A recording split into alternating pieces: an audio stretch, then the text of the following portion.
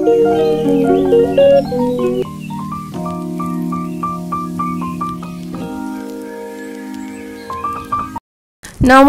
বন্ধুরা, ঘরকন্যার হেসেলের নতুন একটি ভিডিও নিয়ে তোমাদের সামনে হাজির হয়েছি।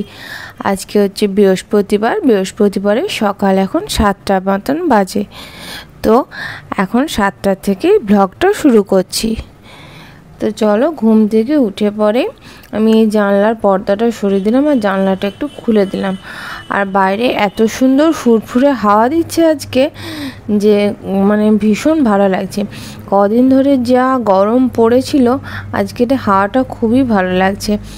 যাই হোক, কিছুক্ষণ জানলার পাশে দাঁড়িয়ে রইলাম। তারপরে এখন একটু চুলটাকে বেঁধে নিচ্ছি। সকালে উঠে পরে চুলটাকে একটু বেঁধে নিচ্ছি। আর কি জানো তো বন্ধুরা, আমি একটা জিনিস লক্ষ্য করেছি, চুল যতবার আঁচড়াবে না, চুল ওঠার পরিমাণটাও তত কমে যায়। চুলের মধ্যে বেশি জট পড়তে দিলেই আমি দেখেছি চুল ওঠাটা বেশি বেড়ে যায়।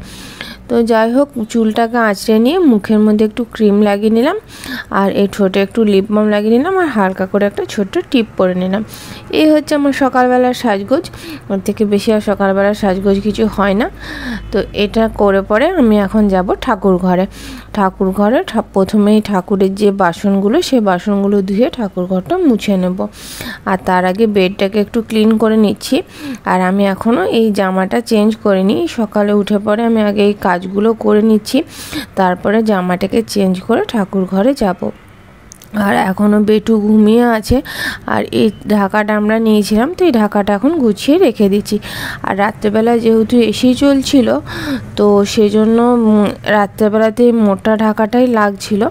আর এখন সকালে তো এসিটা বন্ধ করে দিয়েছি, ওই জন্য বেটুকে একটা পাতলা চাদর ঢাকা দিয়ে রেখেছি। আর এগুলোকে একটু গুছিয়ে রেখে দিলাম। এরপরে বেটু যখন উঠবে তখন ভালো করে বিছানাটাকে ক্লিন করে দেবো। আর পরে আমি ঠাকুর ঘরে সব বাসনগুলোকে ব্যালকনিতে, ছোট যে ব্যালকনিটা আছে সেই ব্যালকনিতে রেখে দিয়ে এসেছি। আর এখন আমি ঠাকুর ঘরটাকে মুছে নিচ্ছি। মানে ঠাকুর ঘরের এই যে সামনের জায়গাটা, সেই সামনের জায়গাটা তো আমিই মুছি, এই জায়গাটা পিউকে মুছতে দিই না। আর ঠাকুরের ঘরে আমার একটা খাট আছে, মানে খাটটাতে কেউ শোয় না, কিন্তু যদি কখনো বাড়িতে কোনো গেস্ট এলো বা কেউ এলো, সেই জন্য এই খাটটা রাখা। তো এই খাটের যে তলাটা আছে, মানে খাটটা ওপেন খাট, ডিভান সিস্টেম নয়। তো সেই খাটের যে তলাটা আছে, সেই খাটের তলাটা পিউ মোছে বা সাইডগুলো মোছে, কিন্তু ঠাকুরের এই সামনের যে জায়গাটা, সেই সামনের জায়গাটা পিউ মোছে না, আমরাই মুছি। আর ইতিমধ্যে আমার ঠাকুরের বাসনগুলো ধোয়া হয়ে গেছে। আর এগুলো কালকে গোপালের যে কাপড়গুলো সুমিতাদি কেচে রেখেছিল, সেগুলোকে আমি এখন তুলে নিচ্ছি। আর আজকের কাপড়গুলোকে মেলে দেবো। গোপালকে উঠিয়ে দিয়েছি। গোপালকে সকালে উঠিয়ে আমি স্নান করাই না, তোমাদেরকে আগেও আমি বলেছি। গোপালকে আগে উঠিয়ে পরে আমি গোলাপ জল দিয়ে হাত মুখটা ধুইয়ে নিই, তারপরে মানে ড্রেসটা চেঞ্জ করে দিই। মানে রাতে যে ড্রেসটা পরে শুয়েছিল সেই ড্রেসটা চেঞ্জ করে দিই। আর আজকে যেহেতু বৃহস্পতিবার, সেই জন্য আমি সাই বাবার জামাটা চেঞ্জ করে দিচ্ছি। প্রতি বৃহস্পতিবার সাই বাবার জামাটা চেঞ্জ করে দিই। আর বৃহস্পতিবার আমাদের বাড়িতে নিরামিষ হয়। তো যাই হোক, আমি সব সাই বাবার জামাটা চেঞ্জ করে দিয়েছি, জামা পাগড়ি দুটোই চেঞ্জ করে দিয়েছি। আর রাত্রেবেলায় গোপালের কাছে বাসিটা দিয়েছিলাম। রাতে গোপালকে শয়নে দেওয়ার সময় গোপালের কাছে আমি বাসিটা দিয়ে দিই। এটা ইউটিউবে একটা ভিডিওতে আমি দেখেছিলাম, একজন দিদি বলছিলেন যে রাতে শোবার সময় গোপালের কাছে বাসিটা দিতে হয়। আর এই বাঁদরটা ঝোলানো থাকে, এই বাঁদরটাকে আজকে আমি কেচে দিয়েছি। তো এটা ব্যালকনিতে এইভাবে ঝুলিয়ে মেলে দিয়েছি। আর এখন আমি ভাত আর ডালটা চাপিয়ে দিচ্ছি। আজকে যেহেতু বৃহস্পতিবার নিরামিষ, সেই জন্য আজকে মুসুর ডাল হবে না, আজকে হবে অড়হর ডাল। আর এদিকে আমি ভাতটা চাপিয়ে দিচ্ছি, ভাতে চাল দিয়ে দিচ্ছি। ভাতের জলটা বেশ ভালো করে ফুটে গেছে, এরপর আমি ভাতের মধ্যে চাল দিয়ে দিচ্ছি। তো চলো, এরপর আমি যাব স্নান করতে। কিন্তু এখনও বেটু ওঠেনি। দেখি আমি বেটুকে উঠিয়ে পরে, বেটুকে মুখটুক ধুইয়ে পরে খাবারটা দিয়েই ভাবছি স্নান করতে যাব। নাহলে কি হয় বলো তো, স্নান করে পুজো করতে করতে আমার অনেকটা বেশ সময় লেগে যায়। আজ আবার বৃহস্পতিবারে পুজো। আর ইতিমধ্যে বেটুকে আমি ডেকে তুললাম, কিছুতে উঠতে চাইছে না। এখন যেহেতু স্কুল ছুটি, তো এখন মানে পুরো ঘুমিয়েই যাচ্ছে। তো সেই জন্য আমিও আর কিছু বলি না, যে স্কুল চললে পরে তো আবার সে উঠতেই হবে। তো এখন ঘুমাচ্ছে, ঘুমাক। তো এখন আমি বেটুকে ডেকে ডেকে তুললাম। এখন মোটামুটি 10টার মতন বেজে গেছে। এরপরে আমি ওর যে রাত্রেবেলায় কাপড়টা পরেছিল সেটাকে ছাড়িয়ে দিচ্ছি, মুখে একটু হালকা করে ক্রিম দিয়ে দিলাম। আর এইদিকে আমি ব্লিঙ্কিটে কিছু জিনিস অর্ডার দিয়েছিলাম, তো সেই জিনিসগুলো চলে এসছে, তো সেগুলোকে বার করে নিচ্ছি। এখানে একটা ক্রিম কেকার বিস্কুট, একটা মেরি বিস্কুট, সস, আর এই সাদা কালারের গার্বেজ ব্যাগ, আর চা পাতা, আর একটা জ্যাম, এগুলো অর্ডার দিয়েছিলাম, আর মুসুরির ডাল। তো কি হয় বলো তো, শেষ মাসটাতে না কিছু না কিছু জিনিস লেগেই যায়। তো যাই হোক, এইদিকে এখন বেটুর আমি টিফিন বানাতে চলে এসেছি। বেটু খাবে আজকে টিফিনে গিয়ে হলো এগ রোল। মানে কালকে আসলে আমি ডিম পাউরুটি খাচ্ছিলাম, তো ও যেহেতু বললো মা চকলেট কেক বানিয়ে দাও, ওকে আগে আমি চকলেট কেক বানিয়ে দিয়েছিলাম। তারপর ও যে প্রো হ্যান্স খায়, সে প্রো হ্যান্স জুনিয়রটা খেলো, তারপরে বলছে ডিম পাউরুটি আমার সঙ্গে খাবে। তো আমি কালকে দিইনি, কারণ বললাম তুই এতগুলো একসঙ্গে খেলে শরীর খারাপ হয়ে যাবে। তো কালকে তোকে সকালে ব্রেকফাস্টে আমি ডিম দিয়ে এগ রোল বানিয়ে দেবো বা ডিম পাউরুটি বানিয়ে দেবো। তো বললো আমাকে ডিম পাউরুটি বানিয়ে দিও না, এগ রোলই বানিয়ে দেবে। তো ওই জন্য ওর এগ রোলটা আমি খুব সিম্পলভাবেই বানাই। একটু গোলমরিচ গুঁড়ো দিয়ে পরে নুন দিয়ে সামান্য ডিমটাকে ফেটিয়ে নিলাম।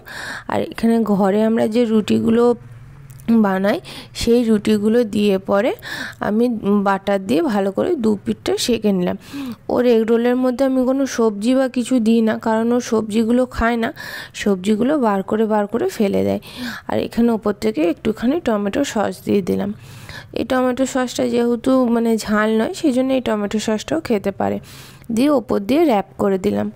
এইভাবে খেতেও বেশি পছন্দ করে, সবজিপাতি মুখে লাগলেও সবজিপাতিগুলো বার করে ফেলে দেয়। সেই জন্য আমি এইভাবে ওকে এগরোল বানালে বানিয়ে দিই। আর এই এগরোলটাকে আমি ছোটো ছোটো করে টুকরো করে দিয়েছিলাম একটু ঠান্ডা হয়ে যাওয়ার পরে, তাতে ওর খেতেও সুবিধা হয়েছিল।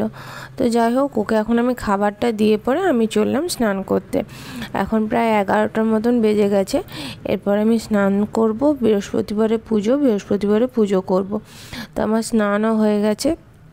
স্নান করার পরে আমি এবার একটু হালকা নিজে স্কিন কেয়ার করে নেব, তারপরে আমি পুজোর ঘরে যাব। তো আমি এখন রেডি হয়ে গেছি, এরপর আমি এখন পুজো দিতে যাব। তো চলো বন্ধুরা, আমি কেমনভাবে পুজো দিই তোমরা দেখো। এখানে প্রথমেই আমি যে ফুলগুলো তুলে নিয়ে এসেছিলাম, সেই ফুলগুলোকে আমি একটা ঝুড়ির মধ্যে নিয়ে নিচ্ছি।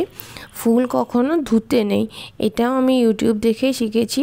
মানে ইউটিউবে একটা ভিডিওতে একজন দিদি বলছিলেন যে ফুলকে কখনো ধুতে নেই, এমনিভাবে অগরু দিয়ে পরে একটা মন্ত্র বলে ফুলটাকে মানে শুদ্ধিকরণ করতে হয়।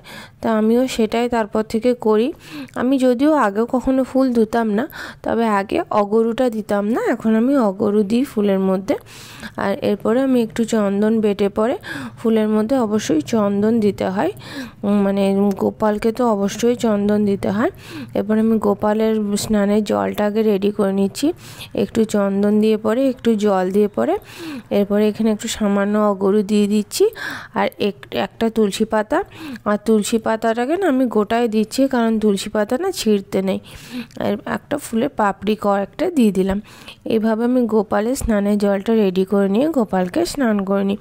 ওম নমো বাসুদেবায় নমো, এই মন্ত্রটা বলে গোপালকে স্নান করিয়ে নিলাম। এরপরে গোপালকে টাওয়েল দিয়ে পরে আমি ভালোভাবে মুছিয়ে নিচ্ছি। আর এই নরম টাওয়েলটাতে গোপালকে মোছাতে না খুব সুবিধা হয়। গোপালকে টাওয়েলটা জড়িয়ে উঠিয়ে নিলাম, এরপরে গোপালকে টাওয়েলটা জড়িয়ে মুছে নিয়েছি। কী বলো তো বন্ধুরা, আমরা তো মানে ঠাকুর পুজোর যে কী নিয়ম, কোনোটাই আমরা পুরোপুরি সঠিকভাবে জানি না। ওই যে নিয়মগুলো সব আমাদের বড়রা বলেছেন সেটাকে জানি, আর যেগুলো আমরা এখন ইউটিউবের দৌলতে বা ফেসবুকের দৌলতে আমরা যেগুলো অনেক দিদিদের কাছ থেকে বা অনেক যারা বয়স্ক মানুষ আছেন তারাও অনেকে ভিডিও বানান, তো তাদের কাছ থেকে আমরা শিখছি। তো সেগুলোকে আমি মাথায় রাখার চেষ্টা করি। এই যে যেমন তুলসী পাতা আমি আগে বড় তুলসী পাতাগুলো ছিঁড়ে দিতাম, কিন্তু আমাকে একজন বললেন যে তুলসী পাতা কখনো ছিঁড়তে নেই। তো সেটা তারপর থেকে আমি আর তুলসী পাতা ছিঁড়ি না। আর তোমাদের সাথে কথা বলতে বলতে গোপালকে আমার রেডি করাও হয়ে গেছে। গোপালকে আমি জামা পরিয়ে দিয়েছি। আর এরপরে গোপালকে আমি একটু মানে গোপালের যে কোমর বিছিয়ে আছে সেটা পরিয়ে গোপালের হাত, মাথার যে চুল, মুকুট সব কিছু পরিয়ে দিচ্ছি। আর গোপালকে যে বাঁশিটা, সেই বাঁশিটা হাতের মধ্যে দিয়ে দিলাম। এরপরে গোপালকে আয়না দর্শন করে দিচ্ছি। গোপালকে স্নান করানোর পরে একটু আয়না দর্শন করাতে হয়। এরপরে পুজো দিয়ে নিচ্ছি। আর পুজো শেষে আমি প্রতিদিন কর্পূর আরতি করি। তো তোমরাও এটা করতে পারো। এই কর্পূর আরতি করে পরে আমি কিন্তু অনেক ফল পেয়েছি। তোমরাও এটা রেগুলার বাড়িতে করতে পারো। পুজোর শেষে তোমরা কর্পূর দিয়ে আরতি করতে পারো। কিন্তু আমার পুজো কমপ্লিট হয়ে গেছে। এরপরে বেটুর জন্য একটুখানি ফুল রেখে দিয়েছি। বেটু প্রতিদিন স্নানের শেষে একটুখানি গোপালকে পুজো দেয়। গোপালকে না, মানে সব ঠাকুরকে পুজো দেয়, শিবের মাথায় জল দেয়। ছোটো থেকেই ছোট ছোট অভ্যাসগুলো করাচ্ছি। ও হয়তো অতটা ভালোভাবে পারে না, কিন্তু যেইটুকুনি পারে ওই জন্য আমি সব ফুল দেওয়ার পরে ওর জন্য একটুখানি ফুল আমি প্রতিদিন রেখে দিই। তো চলো বন্ধুরা, আজকের ভিডিওটা এখানেই শেষ করছি। সকলে খুব ভালো থাকবে, সুস্থ থাকবে। ভিডিও ভালো লাগলে চ্যানেলটাকে সাবস্ক্রাইব করে পাশে থাকবে। আর বেটুকে একটু কর্পূর আরতি দিয়ে দিলাম। টাটা।